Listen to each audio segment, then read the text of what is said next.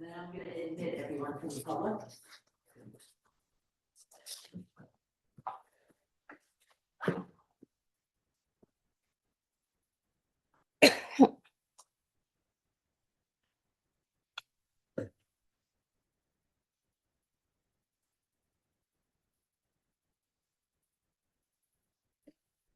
Okay, thank you. I'd like to call the Finance Committee meeting to order of the San Mateo County Harbor District Board of Commissioners on February 13th at 10:04. And so I think there are only two of us on this committee. So Tom, Matoush, I'm going to do a quick roll call. So you're here, right? Here. And I'm here, so we're both here.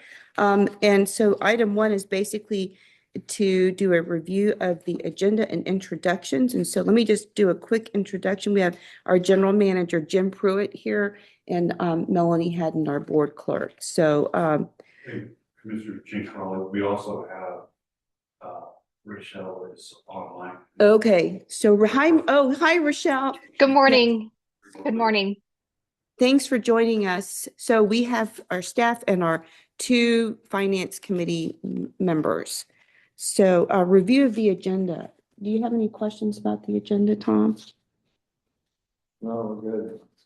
Yep, I am too. So let's go to item 2, which is the Pelagic Restaurant Group lease. Jim, would you like to kick off this item? Yep.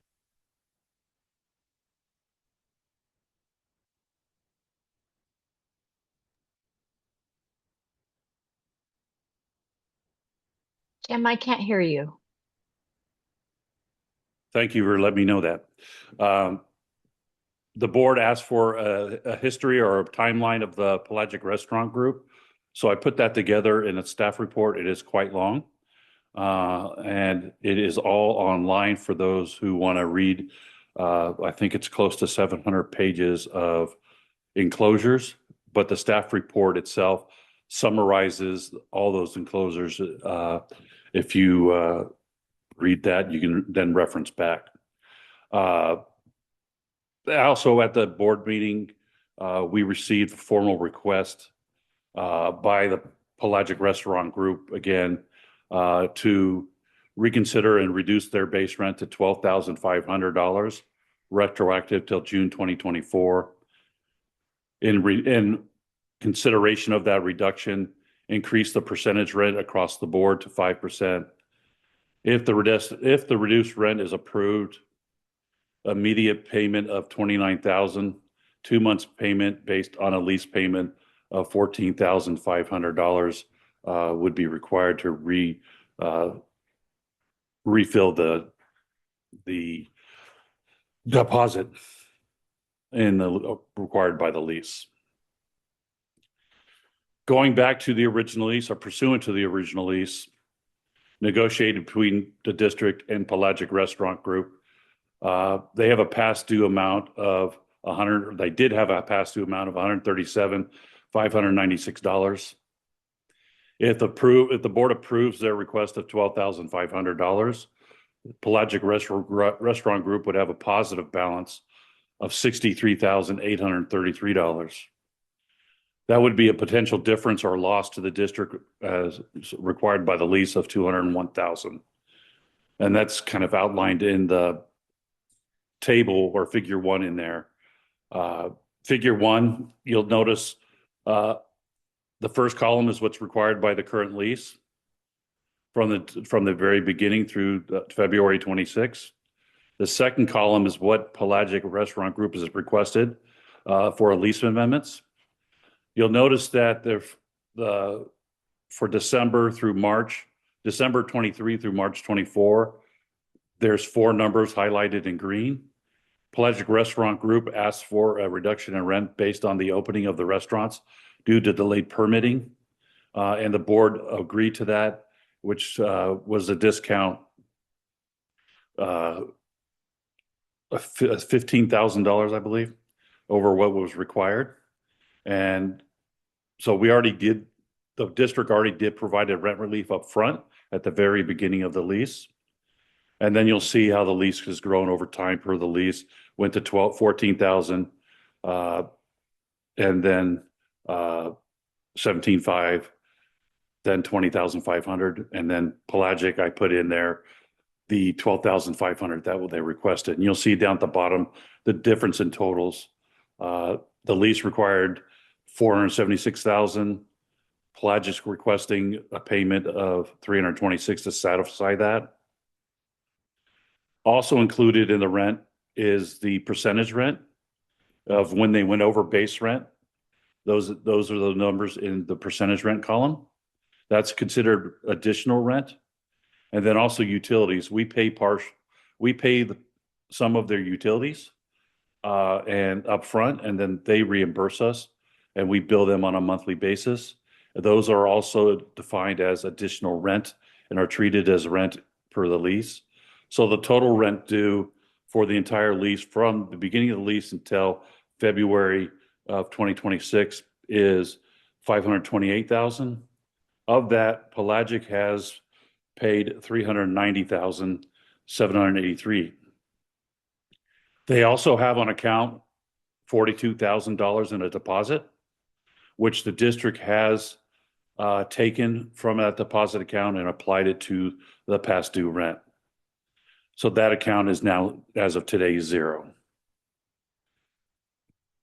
Also in the above numbers, or not included in the above numbers, is the tenant imposed harbor fee collected between 11/23 and 6/25. They've collected $218,000 in that tenant fee. And that tenant fee is not required by the lease, nor is it imposed by the district. It is a voluntary fee charged by the Pelagic Restaurant Group on each ticket or each meal sold. We do not receive it directly. So the total past due on the lease was 137. If requested, they would have a positive balance of 63 and the difference of 201. And then minus those numbers do not include the 42,000 that the district recently reprogrammed towards the past due rent. In the background, Pelagic Restaurant Group assumed the lease from the prior leasee of three different spaces, parcels 1, 2, and 3. That was on or about July 12th. And then on June 21st, 2023, the Harbor Board approved the assignment of those leases to the Pelagic Restaurant Group. Again, that was on June 21st. Those dates are, we approved the assignment. So they've been in the lease. They assumed those leases and had those leases and were operating under the previous leases, and with the idea that we would enter into a new master lease for all three spaces under one lease.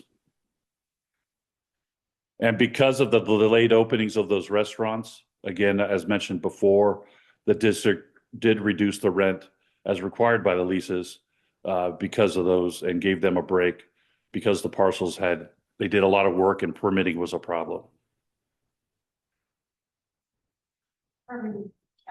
Permitting from the county, and yeah, it was very difficult to get all the permitting done, which is understandable. On the 18th, the board approved a draft lease, master lease for parcels 1, 2, and 3 under one lease. On November 10th, that lease was signed by the tenant and became into force and replaced the three previous leases that were in place. So now we're operating under the effective November 10th, 23. We're operating under the new lease. That lease runs from November 10th, 2023 through September 30th, 28. They do have 2 years extensions for the lease that lease, but it's a double green light extensions. Both parties must agree to the extension. They are not automatic. The rents were on a ladder scale. So at the very beginning, there was 7,000. And then as the restaurants were scheduled to open, they went to 9,000, 14,000. And July 1st, 24, it went to 17,500. And then July 1st, 2025, it went to 20,500. Anything after July 1st, 2026, it was 3% or CPI increase on a yearly basis. The lease specifically calls out, and Pelagic acknowledged they already occupied the lease spaces. Pelagic Restaurant Group took possession of it on or about July 13th and had ample opportunity to inspect prior to entering the November 10th lease in 2023. So they knew the condition of the buildings intimately.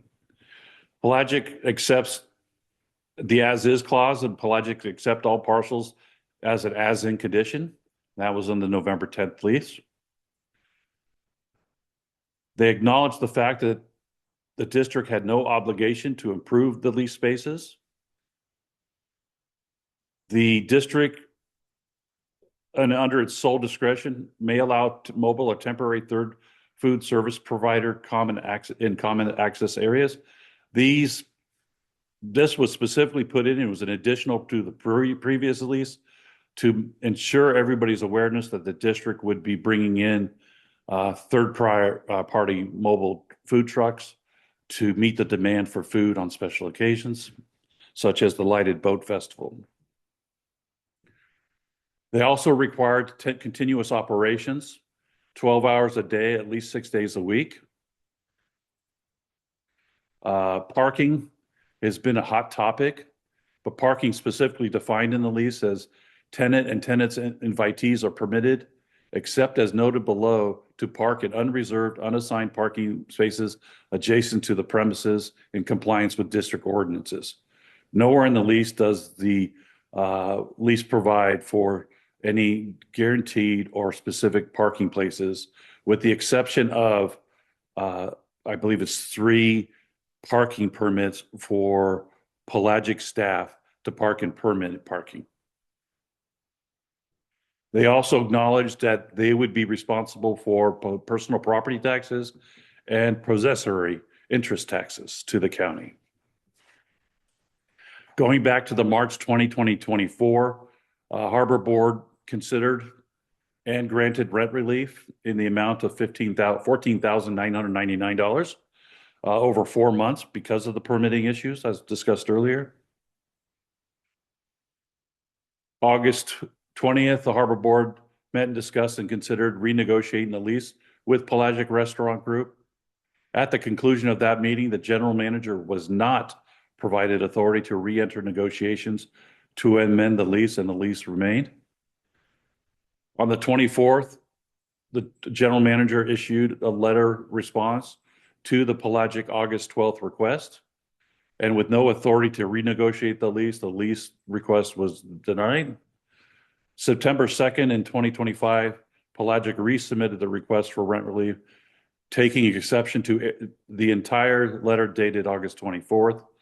And the requests made by Pelagic were as follows: immediate reduction of rent to $10,000 per month with a 5% override on sales. Reimburse Pelagic Hospitality Group or Restaurant Group for the funds spent in permanently improving the value of the leased internal, external spaces, and that they can document those expenses. And I would remind the committee that the lease specifically says the district has no obligation to improve the building. And then initiate cooperative marketing plan proposed by David Pelagic and documented in the email from David to Jim in the chain below. And that email is attached to this report. Then on September 10th, 2025, the Finance Committee, this committee, considered the request and dated September 2nd. And after considering that request, recommended forwarding it to the full board for consideration on September 17th. On the 17th of September, the board met. Pelagic made a presentation to the board to support their request. The staff report for the Pelagic request is attached to this staff report. On October 15th, at the regular board meeting, the request was made again with the presentation, and that item was tabled until the November meeting. At the November meeting in 2025, it was the board approved the following amendment: reduce the rent from 20,500 for October, November, December of 2025, from 20,500 to 14,500. Percentage rent increase across the board to 5%, and then required an additional personal guarantee from Pelagic Restaurant Group. Excuse me? And the percentage went up to 5%. Yes, the percentage increase Yeah. of 5% across the board. On the 7th, on December 29th, the general manager emailed the approved lease amendment and a draft personal guarantee to Pelagic Restaurant Group. On the 7th of January of 26, Pelagic issued an email response to the proposed amendment, rejecting the amendment to the lease. And the main objection was the personal guarantee. On the 20th of January, at the direction of the Harbor Board of Commissioners and in accordance with the lease, the general manager issued an email with a demand letter attached to the Pelagic Group. The letter was also later sent via FedEx as required by the lease. The letter notified Pelagic Restaurant Group that they were 119,000 past due and demanded payment by January 26. Failure to cure the default by 26 may result in termination of the lease.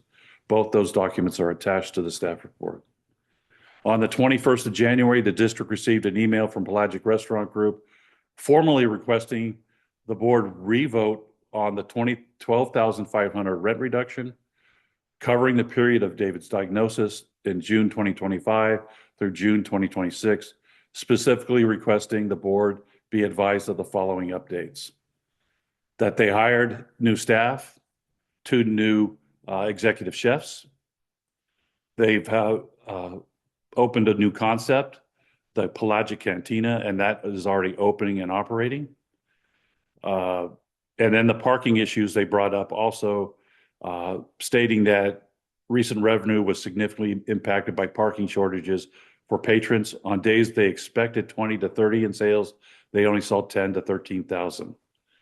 They're saying that parking has gutted the restaurant in many ways. Just for the board's information, we do issue warning cards on cars that exceed the 2 hours when time permits, when they're not, deputy harbor masters aren't doing other duties. And also we've issued 190 tickets in the past 5 months.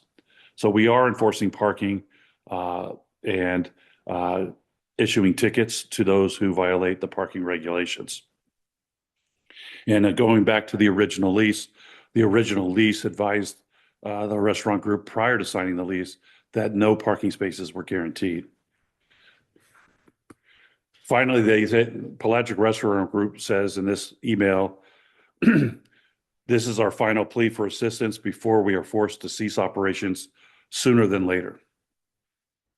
On January 21st, in the January 21st email, it also states, without full renegotiations, we, Pelagic, will be forced to close our doors between February and April. On the 21st of January, that same day, the general manager responded to Pelagic email with encourage Pelagic to exercise their right to develop a petition and provide that petition to state and federal officials. In the January 21st email, Pelagic advised the district that they were going to issue a petition and provide those to state and federal officials. In my email response, asked for a copy of that petition so I could provide it to this board. I have not received a copy of that petition. I also clarified that the percentage rent requirement and the fact that the district does not receive that 5% charge on each receipt as a harbor fee. They have since that date acknowledged that 5% charge does not directly come to the harbor district as a harbor fee. And then I specifically noted as the general manager that parking is not the issue. We are going to this weekend step up the parking, I wouldn't say enforcement, but awareness and monitoring that parking lot And I'll provide the board, the committee and the board with the results of that from this weekend. On the 23rd of January, Pelagic responded to the general manager and again acknowledged the fact that the 5% does not receive the 5% harbor fee.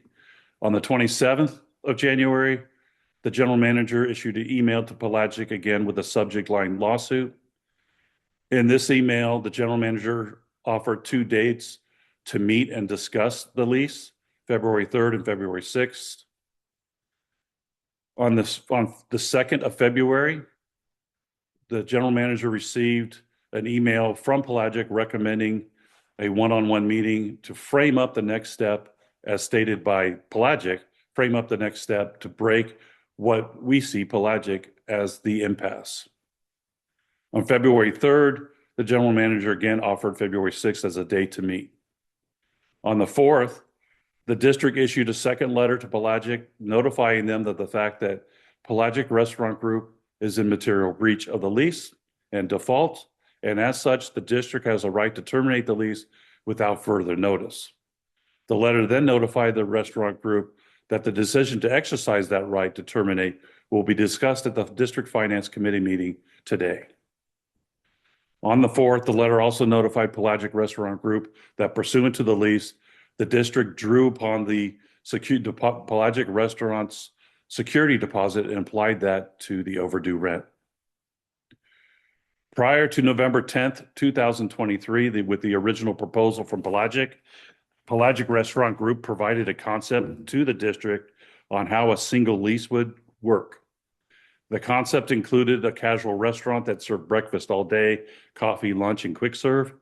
This never materialized. The concept also included upscale restaurant with bistro theme, serving fine coastal cuisine. Again, this never materialized. And the space intended for the fine restaurant is now themed as a Mexican cantina or the Pelagic Cantina. The walk-up counter at the fish market envisioned in the concept never fully materialized. The general manager's proposal, or my proposal to move forward, is as follows. The restaurant operator is a valuable member of the harbor community. Other businesses do much better, and they thrive when the restaurants are open and operating. When they're not, they hurt and lose business. Providing restaurants and shops to the harbor is also important to thousands of visitors that frequent the harbor and the coastside. And the restaurants provide very important local employment, taxes, and again, a valuable community service and gathering point for the community. The district is also tight on budget, and the rent paid by Pelagic Restaurant Group is vital to the district meeting its budgetary targets. Finding a new tenant for the spaces, in my opinion, would take time, and the district would lose out on valuable rent income. Thus, my recommendation is to support Pelagic Restaurant Group through the end of their lease, which is set to expire September 30th, 2028, under the following conditions. The past due rent is due in full upon signature of any lease amendment. The rent be adjusted to $17,500 beginning June 1st, 2025 through June 30th, 2026. And then on July 2026, and each year following, the rent would increase 3% or CPI, whichever is greater. Because we cannot simply give away and reduce the rent, it'd be a violation of law, and we must receive consideration. So in consideration for the lease modifications, an increase of percentage rent of 5% beginning June 1st, 2025 for all sales and services. Right now, those percentage rents range between 5% and 2.5%. Agree to district approved repayment plan to bring rent and deposit current. I added that in there to give the board or recommend to the board that they do have discretion on demanding immediate payment up front or taking it in payment over time, because they would be required to pay the full security deposit and the past due rent, whatever the district deems that what that value will be based on the rent selected, if selected. And then remove or rename the 5% harbor fee from the receipts and menus, or rename it subject to district approval.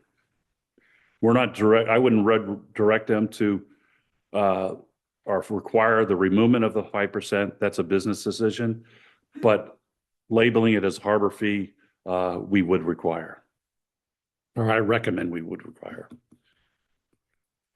Also, comply with the lease provision in the original lease, paragraph 2C, and operate at least 12 hours per day and serve 3 million meals, breakfast, lunch, and dinner.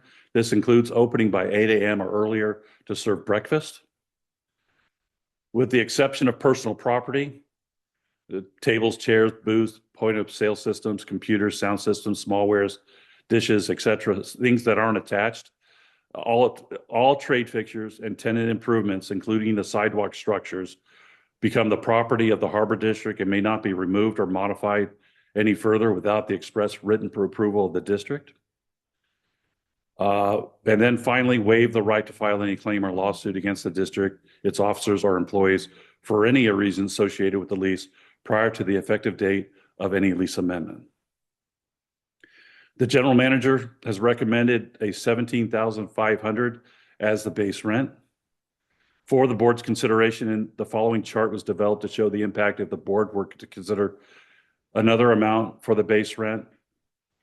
And that table provides that if the board considers a base rent going back to June 1st, 2025 of $12,500, Pelagic would have a credit of $43,000. And it'd be a difference in the lease between the lease and what they're paying of $408,000. Their deposit would be $37,000, and you can see it goes for each amount. I have $14,500 there. $15,500, they would have a credit of $16,000, and then a deposit of $46,000. And of course, that credit would be applied to the deposit before we apply to anything else. And then the $16,000 would be a credit of $7,000 with a deposit of $49,000. And then my recommendation of $17,500. Pelagic would not have a credit. They would owe on the lease $153,000, and then $52,500 would be the deposit that would be required. In addition, the board can, in addition to the above, and not necessarily included in any amendment, is the board can direct a request for proposals be issued prior to the termination or the end of the current lease in 28 to proposals to run those spaces. And then Pelagic would be welcome to submit a proposal in response to that RFP and be considered with all other responses. That is my report, barring any questions from the committee. Thank you, Jim. Do you have any questions, Tom? I have some comments, but I'm sure that we might have public comments as well. So if you want to, do you have any questions? Do you want to hear public comment first? Let's hear public comment. Assuming we have any, Melanie? Hands raised. Okay. Commissioner, just sorry for one. I did talk with Pelagic Restaurant Group, and in my opinion, they provided all the information that they any further information would be just repetitive, and we've received all the information they have already. So I recommended to them that they really didn't need to come before the committee again and regurgitate or repeat everything they said in the past. I believe they are online right now and can answer questions, but as for a presentation, I suggested that it wasn't necessary for the board. Okay, great. Tom, do you have any comments? Well, wait. I have thoughts, I don't know about comments. Okay, well, can I ask a clarifying question? And so basically your recommendation, Jim, is to go back to 17.5 retroactive, which is not what the board wanted to do, just so everyone knows. The board never wanted to go retroactive. So that's what you're recommending now, right? Going back to July. Yeah, yes. Okay. Okay. And that's going to be, no, I understand, but they've also requested going back to June 1st, 2025, and another, Taking into Well, so- consideration the value of all the improvements that we're purchasing. so basically they're asking us to renegotiate a lease being, and being retroactive. Yeah. And we've never done that with any other tenant. We've done, we've made rent adjustments, but we've never renegotiated the lease in the middle of a lease. So is that right? As far as I can. Yes. Okay, and also, yes. As far as I'm aware of. Yeah, so this would be setting a precedent, number one. Number two, I'm looking at the table on page 2 of 12. And I look at the percentage of the rent, that column, which is 1, 2, to the fourth column. And the orange, we're missing quarterly reports since June of 2025. Why is that? Do you know? I just received those yesterday. And so what were those numbers? I just received them yesterday. Do you, how, I have to but the open- majority of these numbers in the 19, there are 26 months here, including the orange shaded area. 19 of them are above, and out of the 19, only 6 paid above the rent. So that's less than a third. So that's why I would be interested in understanding what the pattern is with the remaining 1, 2, 3, 4, 5, 6, 7. If the board, if the committee recommends forwarding this to the full board for consideration, those orange blocks will be filled in. Okay, I would like to see the orange blocks before I make They will any be. decision. I concur. So, okay, so anyway, and this is a really. And then those blue blocks under the rent due or total Yes. rent, those are subject to pay, change based on the percentage rent. Correct, because they're the total rent. So are you saying that this difference here, the blue block starting June of 2025? May And- change based on the No, I under- percentage rent. So these are not actuals then? The blue block total rent, are those actual numbers? They should be. We should have those. We're going back June of, are these blue? Those block are actual numbers if they don't enter into the, they don't exceed their base rent between June. So and the December. difference would be the base rent in this number, right? It'd That be the would difference in the percentage rent. That's the percentage rent is the difference between that number and the base Right, rent. so if the orange blocks are all 0, those are final numbers. If the orange blocks have a value in them, they'll be changed by that value. No, but this is done. These are actual. So we could figure this out now if we had an Excel spreadsheet and subtract, I mean, you can see this. I'm assuming the total rent for June of 2025, 17.5, was that their actual rent? That is their base rent. Right, so the 19,455, that difference, is that the percentage rent? So Or is that a they're, net rent? I don't even, so if using May of 2025, their base rent was 17,500. They had an additional, they exceeded their base rent, so their percentage rent was an additional $2,018. Their utilities was 17,200 or 1,720, sorry. So their total rent was 21,239. correct, okay, so that net, that percentage rent is, that percentage rent number, Is added Is- to the base rent. I understand, but the base rent would include their utility costs, so that's why, right, so I'm not sure, okay, this percentage rent is the base rent, but that does not obviously include their utility costs. But that's being factored in here some, unless I'm But their missing. utility cost is defined as additional rent and treated as additional rent. Well, based on lease. this table alone, Yes, these two, right? If I look at the second column in the, starting with the June of 2025, Mhm. right? Those are the base rent numbers. If you look at- 17,500. Correct. And then the total rent was 19,455.37. Correct. So let me add this or do the math here so I can get an accurate number. 455.37 minus 17.5. So out of the $1,955.37 difference, you're saying that that could actually be lower because of the utility costs, right? I think you're missing out No, on, the number would, Hold If- on, Tom.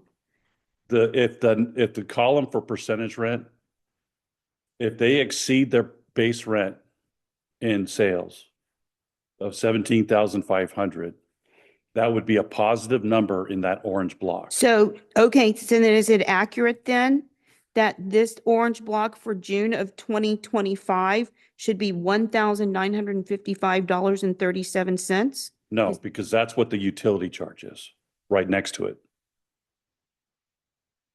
Oh, here. Okay, sorry. Okay. So then that's a zero.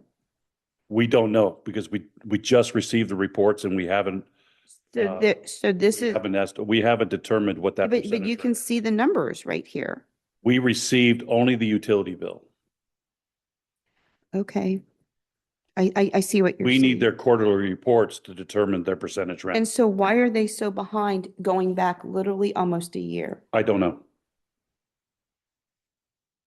Okay. It's a default in their, of a requirement of their lease. So, okay, so anyway, if I look at what we do have, so I'm looking at the 19 months above the orange shaded area. Out of the 19, you have less than a third of that made money above the base rent. And that was at 14,000. And then it got to 17.5 and it's the same. I mean, it's been pretty consistent. Yeah, so between So what makes you think that with a higher percentage, we're going to get any percentage rent in this box when this is less than 33% right now with actual numbers? because right now they pay 5% on, But that's what you're proposing here is a correct, but 5%. their lease requires them to pay 5% on alcohol and it goes down. So at the fish market, they pay, I think, 2.5%. So it's scaled. So it's scaled depending on what the item is. So does this percentage rent include all of those? No. Oh, yeah, it includes those. It includes 5%, includes 3%, Right. And it's 2.5%. still less than 33%. It's still less than a third. Right, but once it goes back once This it is goes at to 5 3. across the board, it may be above, they may exceed the base rent. It's not a guarantee. I understand. I'm looking at the track record here. And this is at 3%, right? Yeah, the last 2 months before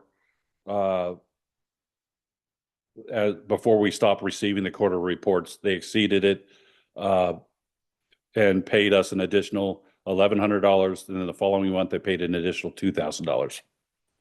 December of 24, they paid an additional $6,000 in percentage rent. Yeah, the 6424.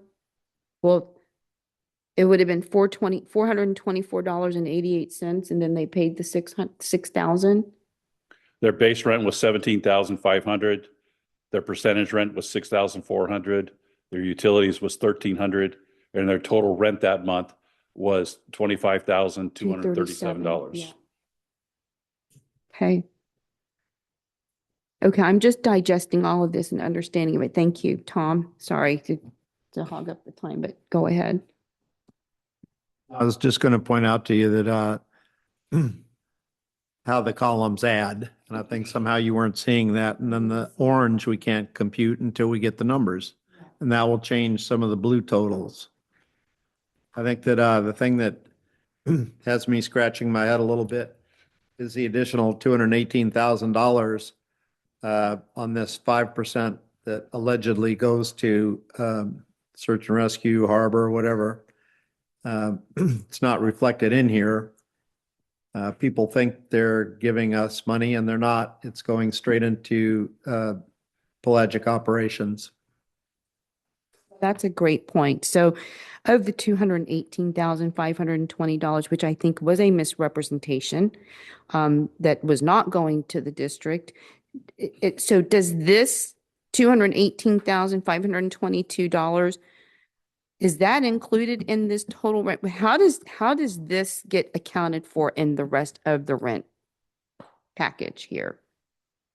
It doesn't. I know, but I want to hear it. So it doesn't? So this, where is the $218,522 or $520 going to? I don't know where, my assumption is it's just deposited into their general account and used to pay for general bills and wages. Well, that would be kind of interesting. I'd like to know how that's being But it's- accounted for, since they're basically saying it's going to the harbor and it's not.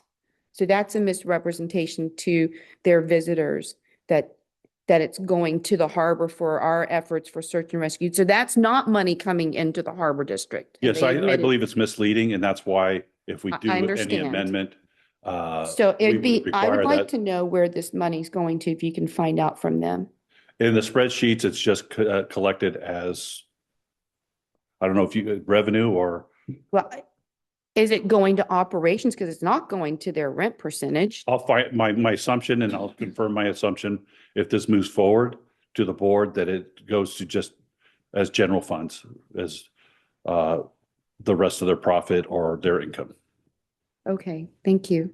Thanks for bringing that up, Tom. But I'll clarify that if this goes to the full board. Well, before it goes to the board, we've got some modifications catching up and then answering the question of the 218. And that would also figure on some of the percentage rent things.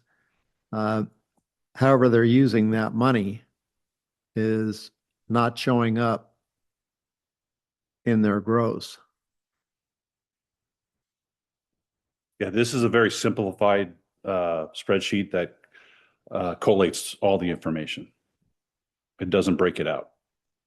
But do we receive information that's broken out? I mean, it's, your information is only as good as the information we Yeah, get we from receive them. spreadsheets that detail all revenue. Because again, the percentage rent charged or calculated is based on the type of revenue received.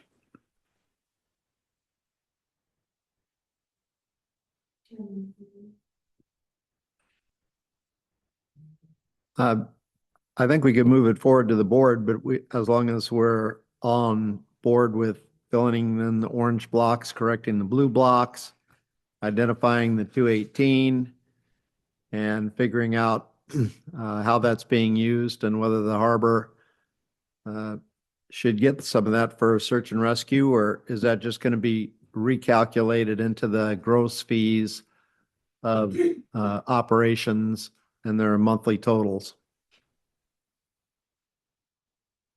Okay, Yes, now that I received those quarterly reports, we'll be able to calculate all that. so now we're receiving, okay, so here's let me just say this. So you've addressed some of the issues here in your report, like parking. So I've actually heard from members of the public too, who visited the harbor, regular locals, and they didn't like the 5% harbor fee. They thought they're like, oh, what is that going to? The parking issue. I mean, and I've driven here too, and I'm going to say parking is not an issue. I don't believe it is. It's not. I've heard from people who have boats in the harbor who's like, parking's never an issue. So I am concerned that an anchor tenant, and they are a huge anchor tenant because they've got 60% of the space in that tenant row building, which, as you know, and the board knows and the public knows, I have not ever wanted one tenant since 2017 to have basically monopolize the entire restaurant space. So, and I did end up supporting Pelagic because I thought that they, at least what they said to us or presented to us in their business model was pretty reasonable. But I also, I'll be the first to admit, I went through the lease, and so the lease that we have is something that I think is a good lease that's actually for the public good as well, because at the end of the day, this is a public space. And, subsidizing or renegotiating a lease in the middle of a lease this is what I'm grappling with now, setting a precedent that we should not necessarily be setting. And so that's my question. Should we be setting that precedent? And I don't know the answer to that because I need to think about that. I just am not happy with where we are now. And I've been hearing from both sides. And I think in a business relationship, if the trust has been broken, and I think from on my part, because I've been in business, you can't, it's very hard to earn that trust back. And there are lots of things in here that have kind of broken my trust. And so I'm happy to send this to the board. I just want to give my thoughts on this right now because I think, and I'm going to probably make these same comments at the board meeting. And I don't know what they're going to think, but I don't want to have a slippery slope where we're going to be renegotiating a lease for every tenant that's not happy, or they can't make it because their business model is different now from where they were at the beginning, right? Or they're blaming the harbor and our staff for everything, right? I'm looking back at the year that we had in 2025, from the end of December and to the beginning of January. And usually our big event is like the Lighted Boat Festival, which is an annual event once a year. This year we had 3 extra events: Trunk or Treat, we've had the Rooney Foundation 5K, and we had the Cornhole Tournament. I can, at least the Night of Lights, and we're all successful. We're all there. At least the least successful, and it's not even not successful. It's the first year with very short notice. So the event that had the least number of people, and it still had 200, 300 people, was Trunk or Treat. And I'm not even sure that they participated in it. I don't know. Did they? I believe they participated on it, in their area of the harbor, but they weren't over at Trunk or Treat. Yeah. So we've had now 4 events this in 2025, and not Night of Lights, Lighted Boat Festival had probably maybe 5,000, 3 to 5,000 people. I mean, and I'm going to say this, I mean, because the food trucks, I understand that, yeah, maybe the food trucks could have been stationed somewhere else, but I'll say this, if we didn't have the food trucks, I don't think that we could have been able to feed all the visitors who came that night. So scalability of this business is important to me as well. So can we write something? And I don't even know if there's any information that we have or get about scalability, because I mean, I've heard a lot of different things, right? So I'm just saying that scalability is an issue in terms of time it takes for people to get their meals.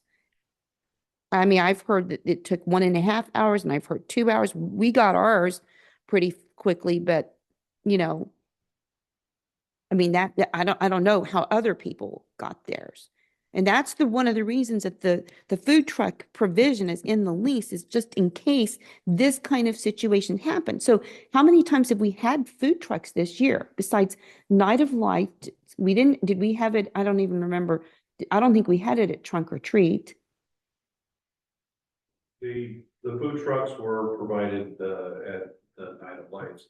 With the Trunk or Treat, we didn't have food trucks. Right. So we've had it one time in the movie night. Oh, I forgot about movie night. So that's 4 events this year. Provided, they had a tent where they were cooking food locally at the movie night, but you could also order anything off their menu and they could deliver it to you, and they were delivering it to movie night. So Logic did handle the movie night event. Okay, They great. also provided kind of a to-go open window and quick serve at the Rooney Foundation run. And the cornhole. And they had a great setup with hamburgers and hot dogs at their Rooney Foundation.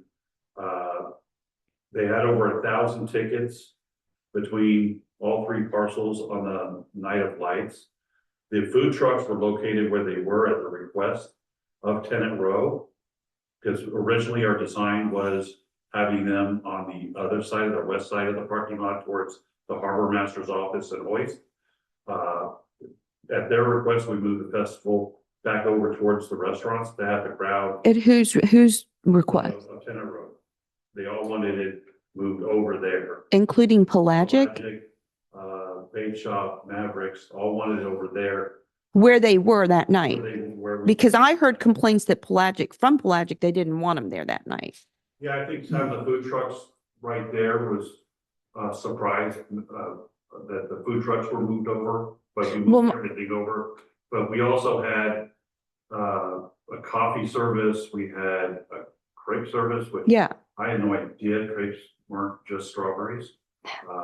And then we also had a Mexican corn food truck, which So- did remarkably well. We've learned a lot of things because we weren't expecting 3,000 people. We were expecting about 1,500.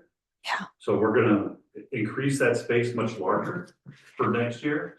And the food trucks will be, we're still gonna bring in food trucks, but they'll be spread out a little bit more but this year we had the parking and emergency issues. It was really tight, which pushed those food trucks right up to their front door. right. So my Those question food trucks was, Did not impact Pelagic. right, how many times this year have we had food trucks? Once, it sounds like. I think we will, correct, go ahead. One time. Oh, one time we had food trucks. So if, so, The so, so, Ocean Ciders has brought in occasional food trucks for their business. but they're way But further they're out. Over by, in a different space. So I don't. But we're I don't believe hearing- The food trucks have impacted. their- I agree right now, especially since that's my point. We've only had food trucks one time in 2025, and that's when we had 3 to 5,000 people come to the harbor that night. And so you're saying that Pelagic had 1,000 tickets. They've told us they had over 1,000 tickets, yes. Okay, so so let's say it's 35%. That still wouldn't have satisfied the 3 to 5,000 people who came. And I'm not, Run a restaurant, so I can't say. I for know, sure. I'm just, But yes, I tend to agree with you from. and I don't, and I'll be the first to admit, I don't run a restaurant, but I'm just looking at numbers. And in 2025, we had one event where we've had food trucks. So I just want to make sure I've got that clear. I believe Because, so. okay, thank you. I'll double check that for it if this moves to the board, but I believe that's the only time. Okay.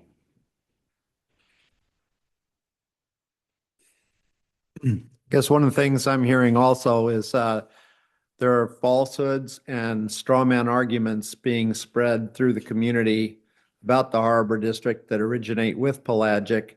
And I'm kind of disappointed in that, frankly.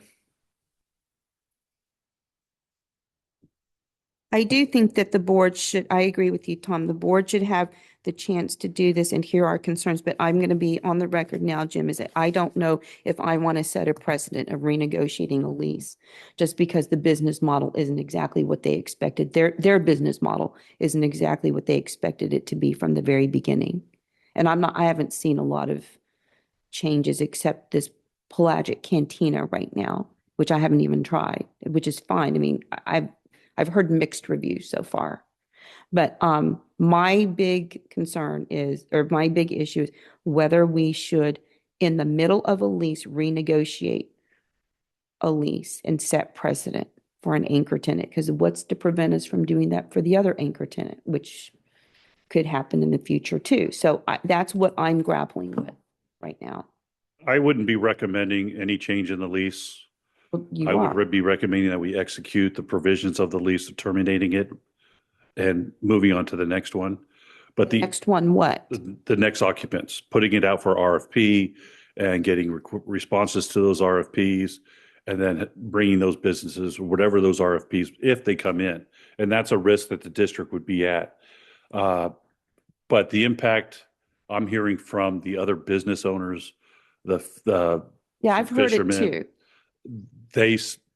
when those restaurants were closed between the previous tenant and Pelagic Restaurant Group, they suffered significantly because the foot traffic was down significantly, because the restaurants specifically, not other businesses in the harbor, but the restaurants draw people in. I understand. That's why they are That's an why I'm anchor recommending tenant. that, because if we do terminate the lease, that we have the right to do, we can do it today.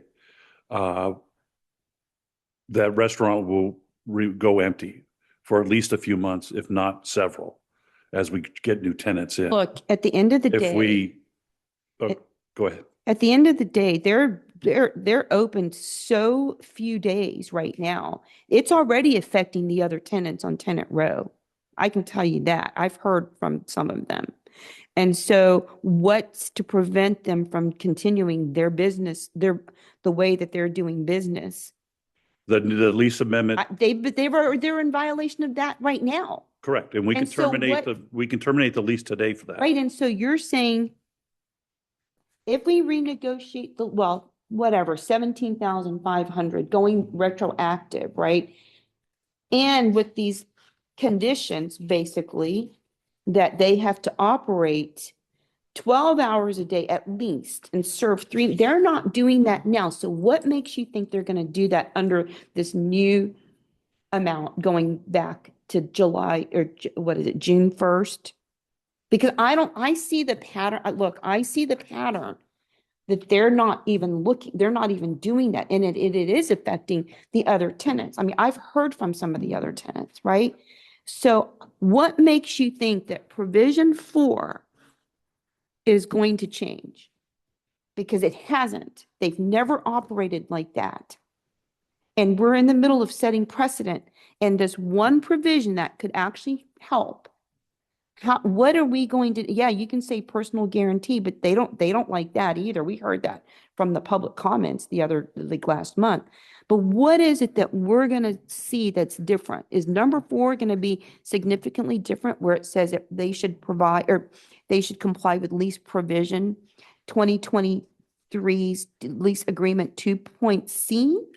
And operate at least 12 hours per day and serve 3 meals, breakfast, lunch, and dinner. This includes an opening by 8 a.m. or earlier to serve breakfast. They don't even open till 11. Maybe what, 3 days a week? This is requiring, is this a 5 day? This is 5 days, 7 days. 6 days a week. Yeah, 6 days. The So weekends, they we're open asking them to double the number of days that they're open, they must open, and increase their hours of operations by 3 hours per day, 18 hours. Yes, Is that realistic? it is put into the lease, and if they agree, But they've already They ser- violated this already in the Agreed. current lease. So But is we're- opening up 18 hours a day earlier and doubling the number of days that they're going to open realistic? And that's what I'm telling you. I'm balancing that versus setting precedent of renegotiating a lease in the middle of a lease because they've already breached this lease, in my opinion. they're in breach of the lease today. They're in breach because they aren't open the required number of hours. They're in breach because they're past due rent. The district does have the authority right now, without further notice, to terminate the lease today. And we put them on notice of that. If we enter into this lease amendment, they are reaffirming that they will do the 12 hours. They're reaffirming they'll pay their lease, whatever it's set at. They will remove the harbor fee label, and acknowledging the fact that we will be putting it out for RFP in the future.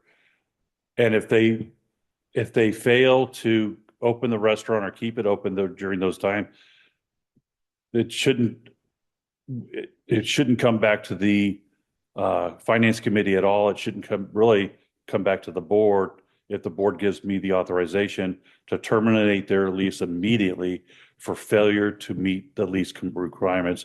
And we can write that stronger language into the lease amendment. So what time so they're 3 days a week. Hours of operations are what, 11 to what? I believe it's 11 to 8. So they're open 9 hours a And the day. weekends, they open up at 8 in the morning, if I can remember correctly. So is it one day that's 11 to 8 and 2 days that's, It's Monday, Wednesday, Thursday, Friday. And Saturday and Sundays are at 8. And I can confirm that and I'll put it in the report to the board. okay, so the number of hours that they're in violation of, I'm looking at, I said 18, that's at least 18. Okay, so I would love to understand what their current hours of operations, what that That'll be, current, I'll detail that in the forwarding report to the board. okay, Tom, sorry, to go on. I think it's also important to notice that they have put the business up for sale, and that would somewhat aid an RFP, but it also gives them incentive to get the rent lower and work as efficiently as they potentially can, either to find a buyer or to become ultimately successful. Yeah, I was going to address that, so I forgot. Thanks for reminding me. So if you can put in the report for the Harvard board meeting, the actual listing of that's in place now, because I've seen it. There's a listing that this is for sale, that the rent is 14,500.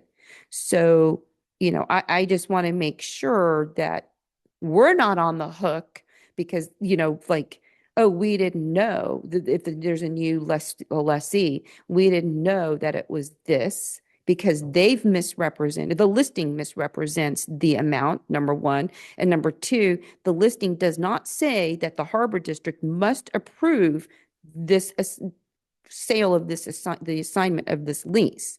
So those are like big provisions in my mind that could actually come back and bite the Harbor District. And maybe that's not usually in this kind of thing. And I guess it's under the CCNRs or whatever they're called for this kind of thing. But I think Tom's right that it behooves them to lower this rent so that they can sell it, look like that they're selling it at a lower price. But can you include the listing in your staff report for next week's meeting, please? Yes. Thank you.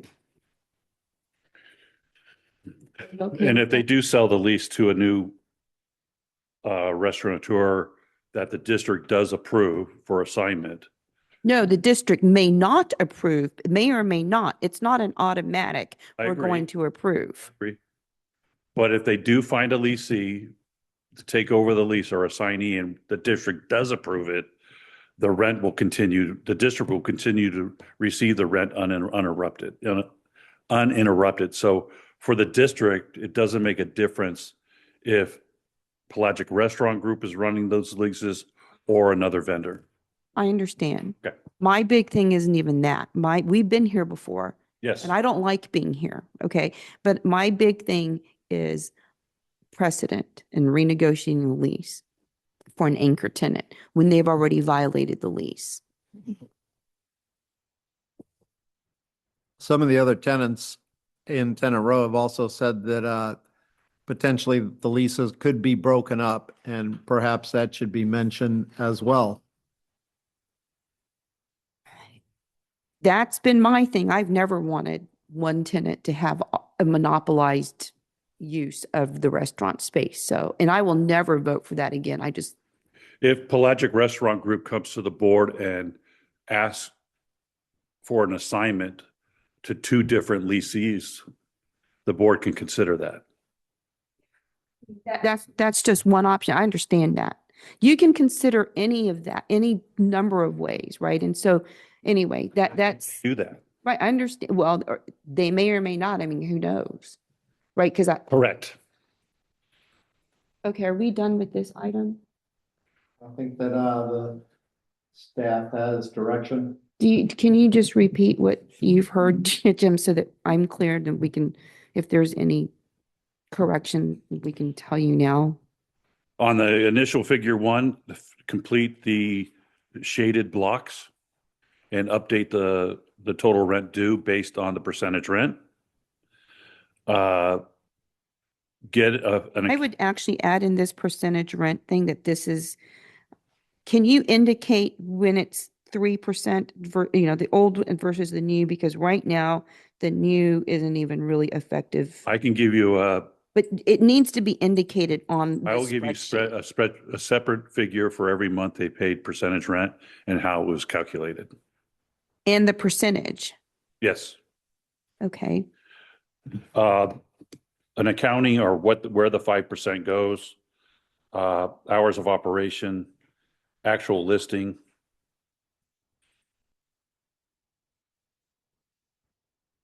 Anything else, Tom? I think that's it.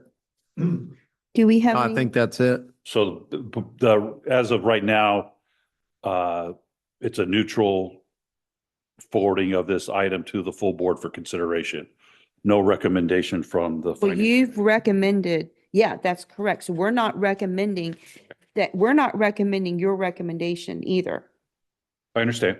Right, so just let me make this very clear. Oh, and I would actually put down here in your background that in 2025, can you just confirm the number of times we've had food trucks? Because it sounds like it's only once in 2025. And at parking, I don't even know how we're going to deal with parking. I haven't, I mean, there are certain times I'm when there are working on, parking issues, but in general, To we've get a not. survey so I can get a little more. Well, I mean, how much is that going to cost? It won't cost. We're doing it with staff. Okay, so the parking thing is, Parking thing was 1 day out of 365. or no more than 3 days, let's just say. It was 1 day out of 365 that we had a crush of salmon. Yes, there have been other days that have been busy. There was 1 day that they believed in their minds that that was an issue. The other thing is on this chart that comes back, to potentially, we might need two of these to say that July through February, if the Harbor District approved the 17.5, that would change those July through February totals, correct? Yeah, and that's in It's there. the chart on the last page of the report shows that, but I can put it in Yeah, that that's chart. there. I would put it on one chart. I would also say, so it has your general manager's proposal. I would actually say board options. I can add options. Yeah, but not I mean, board options, and that these are options 1, 2, and 3, whatever. Yes, however I can do many. that. And the impact. Yeah, of each. and let the board decide. And I understand that you have a proposal, but I am concerned about precedent because we've got an ask to renegotiate the lease after the lease has been Yeah, mine's only a actually recommendation. violated, and there's been misrepresentations to It's the very clear public. to Pelagic Restaurant Group that it's only, my recommendation is that it's just a recommendation and that the board has the final. Yeah, but I don't want your recommendations in the staff report. I want this to say board options. Yes, Because then it looks like you're asking us to rubber stamp your recommendation, which I know you're not. nope. Thank you. Well, it's also relevant. How are we going to build the business? How many people were in 2018, 2019? What was the through traffic? And what is the traffic of people that are coming through now? Because I think the whole problem boils down to just not enough traffic coming through, patronizing the facilities. That would be getting into significant amount of money for studies. I'm not going to do that. We've done 4 we're events this charged. past year, 4 times more than we've ever done. So anyway, and also, is there any way to ask Pelagic and I know like trunk or treat was in October, I'm looking, and they probably have all October of 2025. I mean, when was this? Where's the first? As of this spreadsheet? date, we already have the RNA Foundation beach safety Yeah, run it's all scheduled in the cornhole. and the cornhole scheduled.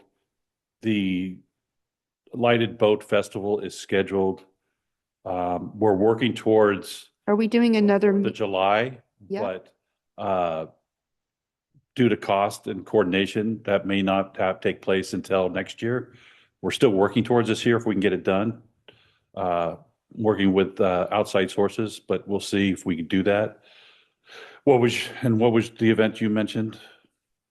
Trunk or treat, Doing trunk or treat, that's already scheduled? movie festival, film Mov- festival, what a No, movie we night. haven't rescheduled that yet, if we Okay, do it all. but I'm looking at this orange part here on page 2 of 12, this spreadsheet, right? And Figure I one. understand that we're getting those numbers, but if you look at when these events took place, it's September, October, and December. So we had 4 events. Yeah, Actually, when was the movie, the We had film? RNA Foundation, we had movie September. night, Yeah. we had Well, cornhole. wasn't Cornhole and Arune Foundation 5K or whatever that That was same day. Same day in, I think, September. Then October, we had trunk or treat.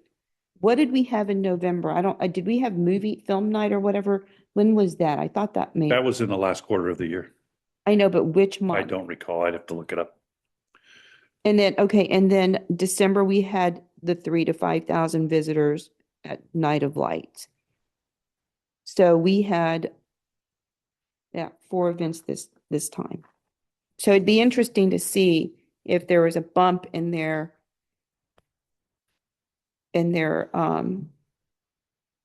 We'll be able to see revenue that stream. I understand, but it's just, once we get a look at it. yeah. So let's keep an eye on that and if we can highlight that. And then also, so this spreadsheet goes to the beginning of their lease in 2023, right? Correct. And so we have, didn't they, when they did their original proposal, they had projections? Yeah, we have all those. We should put that with this here. We should put their projections as a comparison for this particular spreadsheet. I mean, I would like to see what actuals and their projections were. I can work, We- I can work with legal to see if the board can consider, when should the board consider that in closed session or in open session, as those Well, are, I just want to remind you also, Jim and Tom, that when we had the last finance committee meeting, and I specifically asked that if they wanted to, really, like publicly state what their numbers are, their financials are, that they were okay with that. So I remember that. FYI, and I gave them a chance not to disclose that, and they chose to disclose it. So anyway, but their projections in terms of their actual business plan proposal that they gave the presentation to us at the time, that's what I want in here as well. Right, I can what their provide that to business the- plan I can provide that to the and their board, yes. numbers. Okay, thank you. Anything else, Tom? Okay, thanks. Then we can move on to the next item. Thank you, Jim. I don't mean to sound harsh, but I'm just in that mindset right now. No, I'm just providing information that the board can make an informed decision. Yes, thanks. So item 3 is consider an increase in life insurance and accidental death and dismemberment coverage for district employees. And so this was actually brought back to the finance committee at the last board meeting. So Rochelle? Yes, good morning. And thank you for letting me bring this item back to you for further consideration. So you have time to ask questions and to dive into this. I'll provide just the backstory of why we're here. The district is now offering open enrollment informational sessions every October to all of our employees. We travel around to all the facilities multiple times just so that our employees are aware of benefits that the district offers. And our HR technician was out on leave this year, and I got to cover life insurance benefits. And it let me do a deep dive into those policy documents. A lot of fun. But it also brought to my attention that we had not really looked at those policies since they were issued in 2000, so over 25 years. And really what those coverages looked like and what they were set 25 years ago. So I had brought to the board last month, and it was recommended that I bring it back to the Finance Committee for consideration. So currently, OE3 in our Teamsters group, their life insurance is double their salary up to $250,000. Management is a flat $200,000. And our eligible longevity retirees are double their salary at retirement up to $250,000. I was working with our representative at the Standard Insurance Company, trying to see what it would look like to bring those coverages kind of up to today's standards with our current salaries and cost of living, and was able to get a quote for what it would look like to increase for OE3 and Teamsters, double their salary up to $300,000, for management to double salary up to $600,000, and then retiree benefits, retirees, their benefits would remain the same. So double the salary at retirement up to $250,000. Right now, we currently spend about $7,000 a month on life insurance, long-term disability, and accidental death and dismemberment for all of our employees. If we were to increase the coverage, it would result in about an additional $200 a month. So the invoice would go from $7,000 to $7,200. And I say approximately because that invoice does kind of fluctuate a little bit each month. It depends, if we have a salary increase in one employee, it might go up $2. So I can't give you just, these are approximates, and it would stay pretty close to that. And then another way to look at it is it would be about an additional $5 per employee per month to increase those life insurance and long-term disability benefits for our employees. We consulted with the unions and considered their input. This year, we have some salary and benefits savings from some vacancies that would cover this increase, and then we would be able to budget for that in the next fiscal year to cover that cost. I think life insurance is one of our most affordable benefits that we can offer employees, and the increase is minimal. And it helps us attract and keep quality employees to have a robust benefit package. Thank you. Tom, do you have any comments? No comments. Thanks, Rochelle. I just want to thank you for bringing this back to the Finance course. Committee. I mean, that was the only reason that I just wanted it to come back here so that we could have an understanding. But I would actually recommend, Tom, that we approve, that we make a motion to move this forward to the full board with the approval of what staff wants. I was against bringing it to the Finance Committee, and I was for approving it then and there. So yes, let's bring it to the board and now approve it. Okay, so that would be the recommendation, or the motion, Jim, right, to move this, that the Finance Committee recommends that we move forward with staff's recommendation, and that should be brought to the board next week. So I'll make that motion. You want to second that, Tom? We're a committee. We don't need first and second. Well, we should, because we're making a motion to actually do an action. Just second it. Well, I think they also pointed out we can just all in favor say aye. Okay, all in favor? Aye. Aye. Okay. Thanks, Rochelle. On to item 4. Yes. So that's my item again.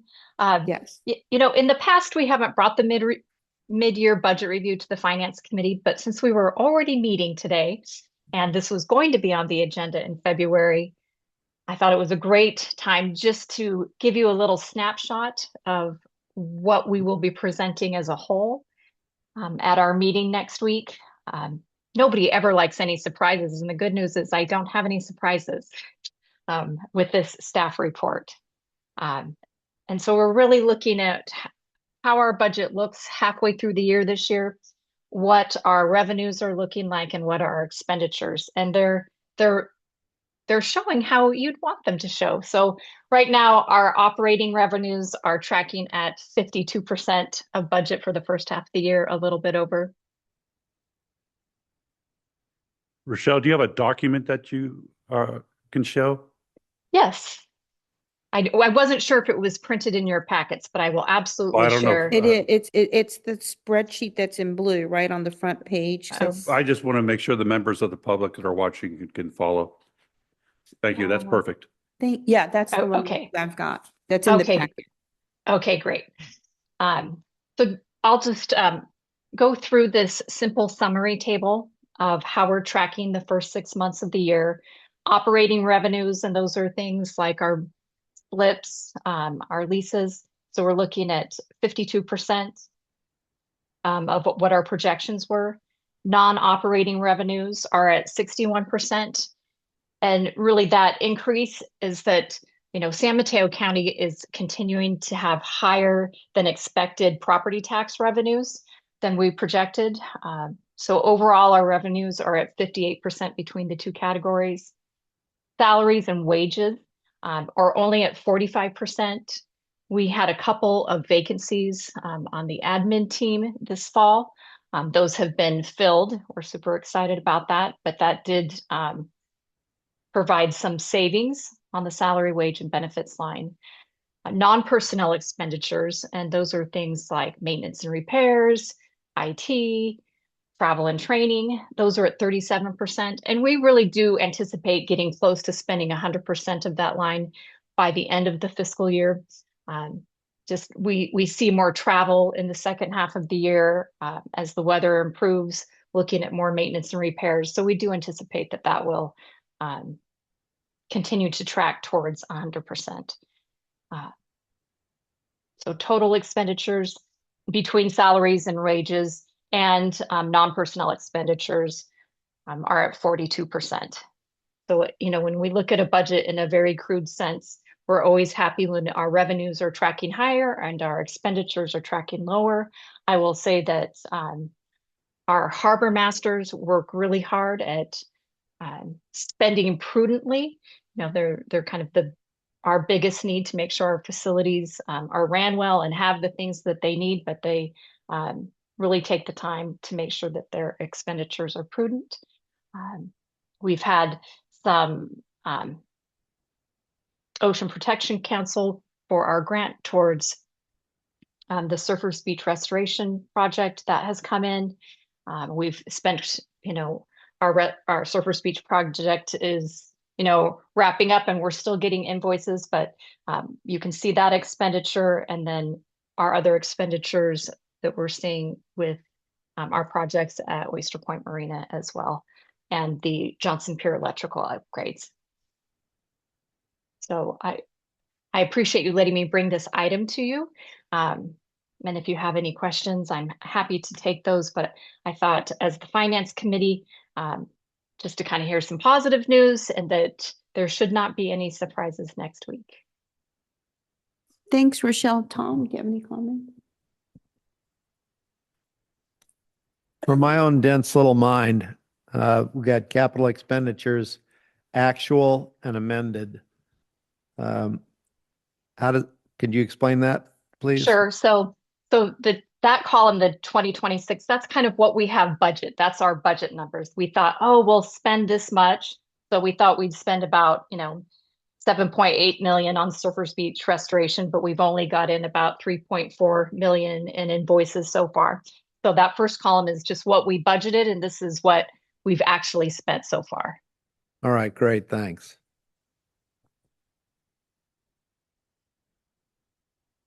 And next week, I'd also like to pair this. I don't have it all the way finished, but I will have a simple PowerPoint presentation.